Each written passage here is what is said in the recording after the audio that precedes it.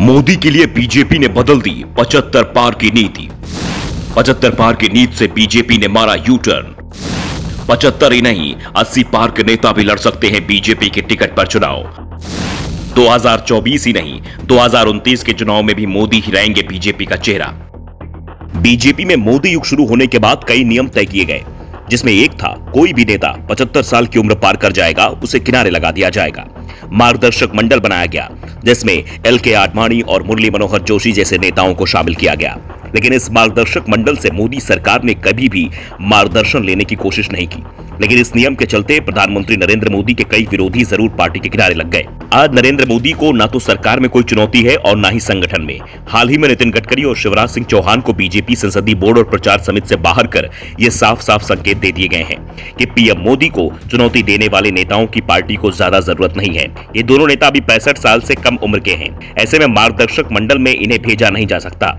हाँ, पीएम मोदी और राजनाथ सिंह जरूर 70 की उम्र पार कर चुके हैं। ऐसे में सवाल उठ रहे थे कि क्या जो नियम पीएम मोदी के कार्यकाल में बना है वो उन पर भी लागू होगा, तो इसका जवाब अब मिलने लगा है।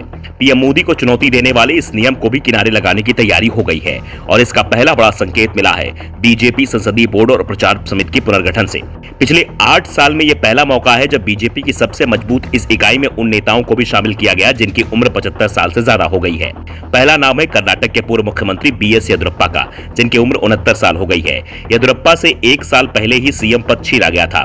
पार्टी आलाकमान के आदेश पर उन्होंने इस्तीफा दे दिया था। उस समय भी येदियुरप्पा 77 साल के हो चुके थे। येदियुरप्पा को इस बात का डर भी लगा रहता था कि 75 पार की नीति के अनुसार उन्हें कभी भी हटाया जा सकता है।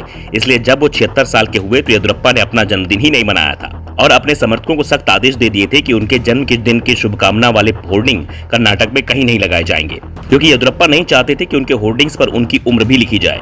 येदियुरप्पा की ये कोशिश सफल नहीं हुई और उन्हें बाद में सीएम पद से इस्तीफा देना पड़ा। लेकिन अब उन्हें बीजेपी की सबसे मजबूत बॉडी में शामिल कर साफ कर दिया गया है कि उनकी जरूरत पार्टी को है और पार्टी की रणनीति बनाने में उनकी मुख्य भूमिका होगी। दूसरा चौंकाने वाला नाम है सत्यनारायण जाटिया का। जाटिया मध्य प्रदेश से आते हैं। 4 दशक से ज्यादा राजनीतिक अनुभव है। शुरुआत से ही वो बीजेपी में रहे। जाटिया का राज्यसभा में कार्यकाल 2020 में समाप्त हो गया था। बीजेपी ने उन्हें राज्यसभा में दोबारा नहीं भेजा, लेकिन अब संसदीय बोर्ड और प्रचार समिति में जगह देकर साफ कर दिया है कि उन्हें पार्टी अब राज्यसभा में भेज सकती है। और संकेत इस बात के भी है कि मोदी मंत्रिमंडल विस्तार में उन्हें मंत्री भी बनाया जा सकता है। ये 2 बड़े बदलाव संकेत दे रहे हैं कि बीजेपी ने 75 पार की अपनी रणनीति को किनारे कर दिया है और अब पार्टी में 75 पार ही नहीं 80 पार का नेता भी खुलकर राजनीति कर सकता है।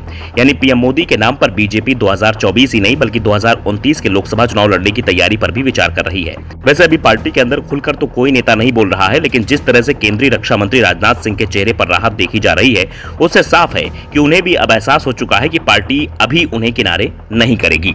Bureau report, the Navdarpan news.